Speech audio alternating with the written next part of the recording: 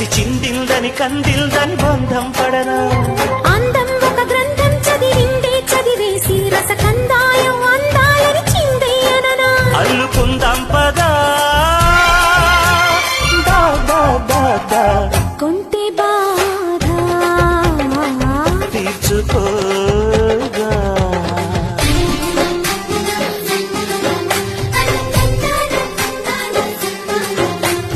గాయమ్మ దాయిదా